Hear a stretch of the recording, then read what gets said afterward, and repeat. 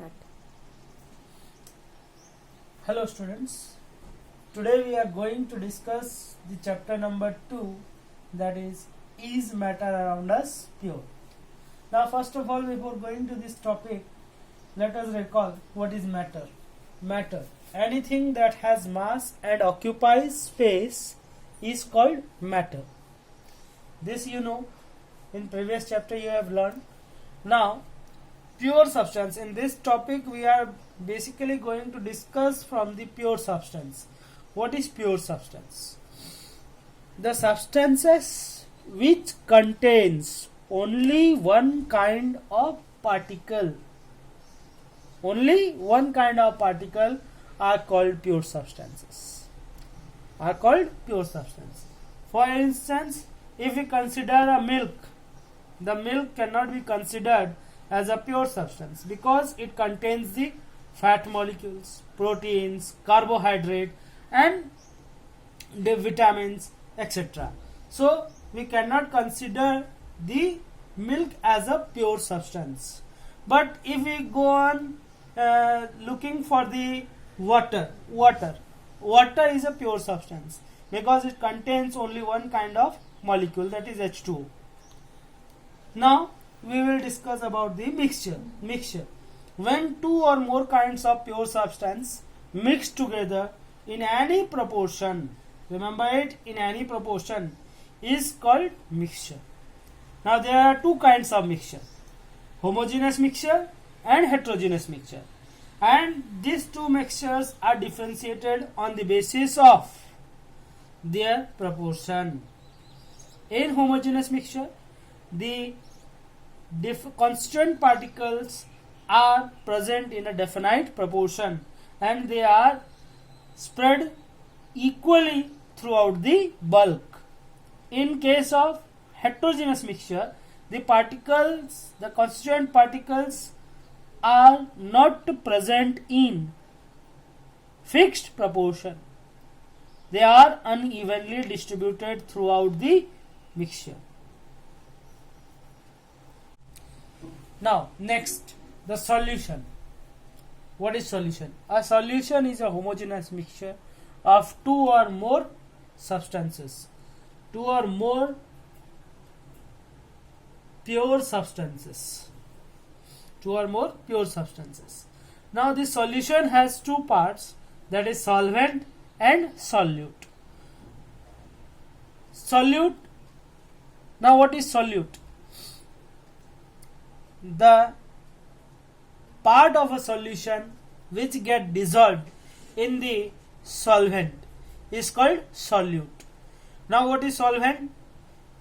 Part of a solution in which the solute gets dissolved is called solvent. For example, in a salt solution, salt is a solute because the salt gets dissolved in the water, and water is a solvent. Remember it.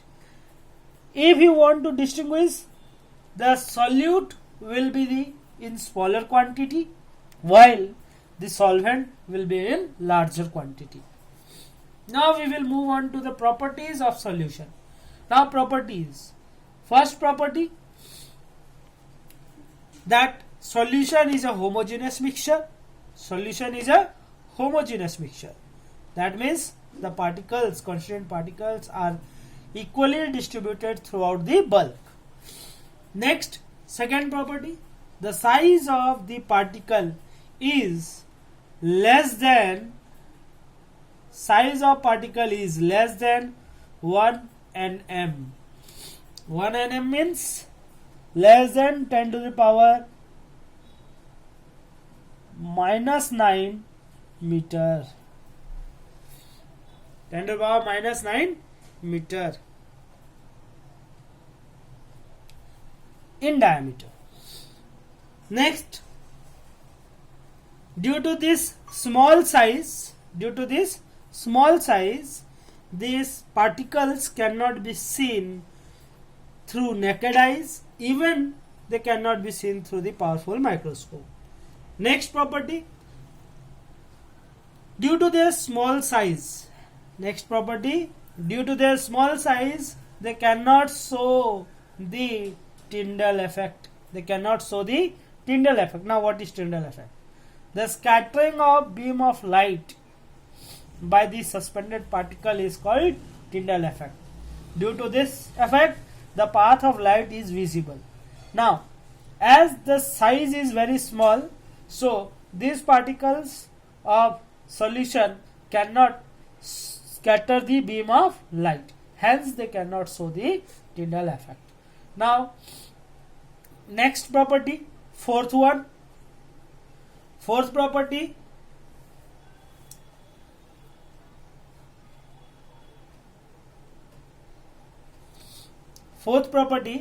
that these particles cannot be separated by any, the constituent particle of a solution cannot be separated by the physical methods like filtration, magnetic separation, etc. Next topic, that is suspension. Now, a suspension is a heterogeneous mixture in which the solute particles do not dissolve but remain suspended throughout the bulk of the medium. When a suspension is left undisturbed, the suspended particle settle at the bottom. That means, unlikely the solution, a suspension is a heterogeneous mixture, and in this suspension the particles do not dissolve but they remain suspended throughout the bulk. And when this suspension is left undisturbed, that means if it is kept somewhere without disturbing, the suspended particle will settle at the bottom of the container. For example, mud water or the sandy water, water and sand, mixture of water and sand. When the sand do not get dissolved in the water, but when it is left undisturbed, you will observe that sand will settle at the bottom of the container and water floats over it. That is, it is suspension. Now move on to the properties of the suspension. First property, that it is a heterogeneous mixture. Second property, the size of particle is large. The size of particle is, second is, the size of particle is very large. That is, it can be seen with a naked eyes. Third property, as the particle size is large, it is able to scatter the beam of light. That means it can show the Tyndall effect. Now, fourth property, that suspension is unstable. Unstable in the sense, when it is left undisturbed, the particle will settle at the bottom of the container. This is all about the suspension. Now our next topic will be colloid. Our next part, that is colloid. Now what is colloid? A colloid is a heterogeneous mixture in which the particle remains suspended throughout the bulk of medium, but these particles do not settle at the bottom when left undisturbed. This is the basic difference between the suspension and colloid. In case of colloid, the particles do not settle, but in case of the suspension, the particles settle at the bottom. Now, for example, milk is a colloid. Milk seems to be homogeneous, but actually it is heterogeneous mixture. How it is heterogeneous? Because the proportion of every particle in the milk, that is fat, proteins, vitamin, carbohydrate, are uneven. They are unevenly distributed throughout the bulk. Now, properties of colloid. First property, that is, it is heterogeneous mixture. It seems to be homogeneous, but actually it is heterogeneous. Now second, the particle size is in between the solution and suspension. That is, neither too small, neither too large. That's why these particles cannot be seen with naked eyes, but they can be seen through the powerful microscope.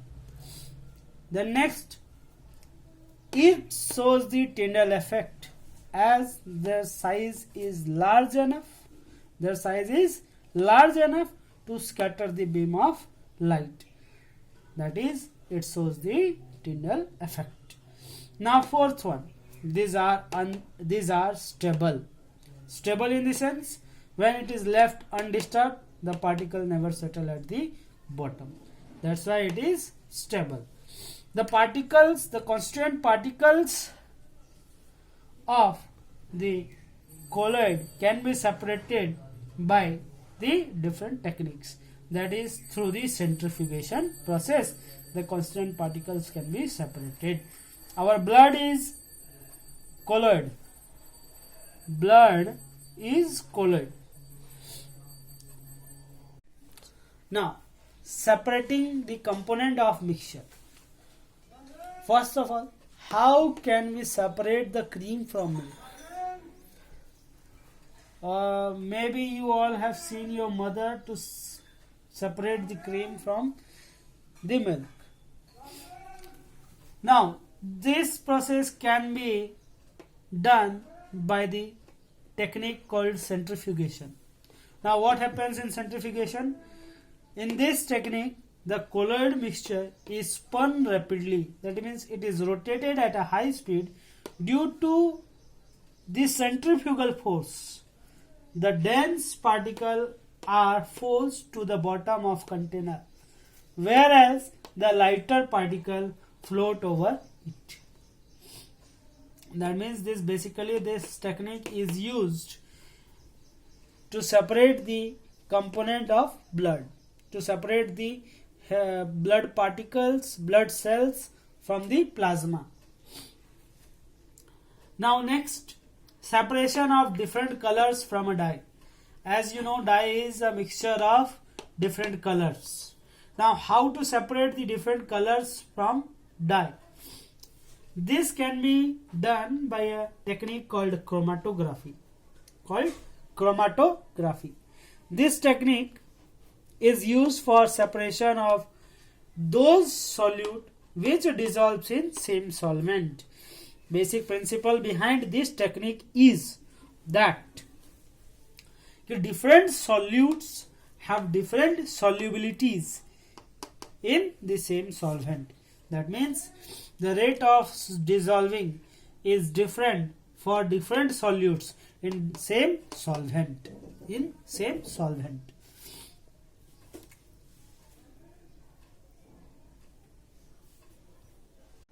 Now next, separation of miscible liquids. Miscible liquids means that liquids which get dissolved in each other. That is called miscible liquids.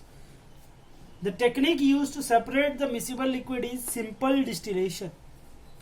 What happens in simple distillation?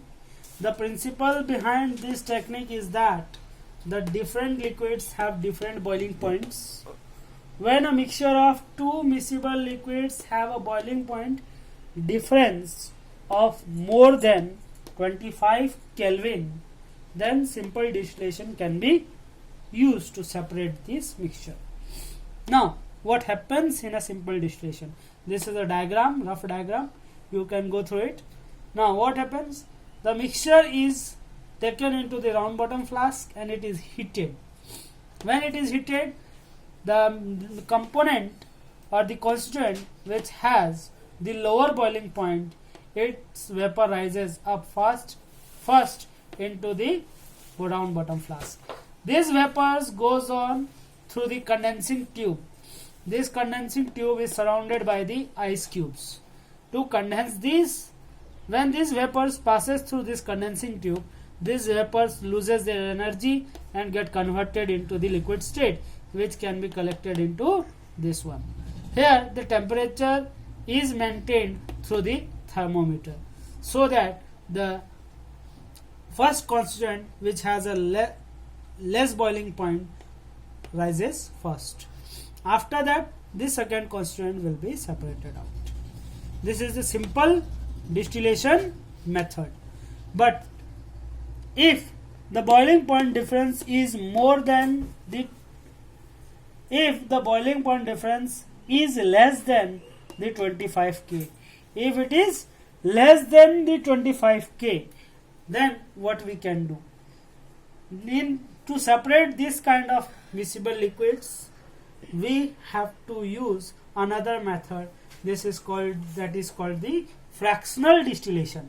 Now, what is fractional distillation? The technique is similar to this one, but as there is a boiling point difference less than 25K, so there are some changes in the arrangement, in the apparatus arrangement. Now, what happens in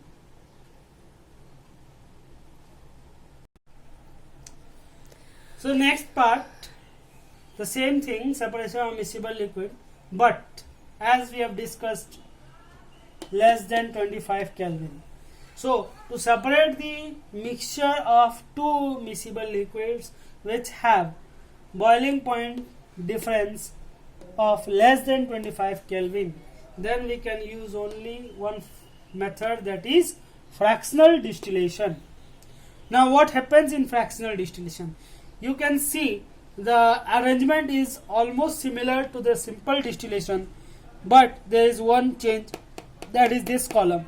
This column is called fractionating column. Now this column is just a tube which is filled with glass beads. Now what is the purpose of this glass bead? We will discuss this one. First of all, when the mixture is heated, the vapors will rise. This vapor may contain both the liquid's vapor. This vapor may contain both the liquid's vapor, but the vapor of the liquid which has a less boiling point will have more energy. Hence they can pass throughout these glass beads.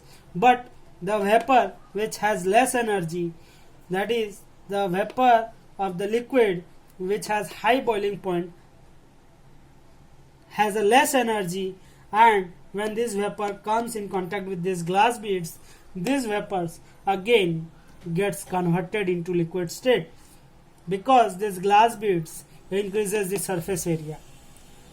If the surface area increases, the evaporation also increases. That means if the surface area is increased, the vapor will get condensed easily. Now the vapor which has a less energy will again get converted to liquid state here only, and they will fall down. The vapor which has a high energy can pass through the glass beads and can pass through the condensing tube to condense into the liquid state. The vapors will get converted into liquid state here. In this way, the fractional distillation is used to separate the miscible liquids which have the boiling point difference less than 25 Kelvin. This technique is generally used to separate the constituent of crude oil like petroleum, kerosene, diesel, etc. because they almost all have the boiling point less than 25 Kelvin. That's why there we are using this technique, that is fractional distillation. So this is all about your topic, is matter around us pure? Go through these techniques in NCERT books. Thank you so much.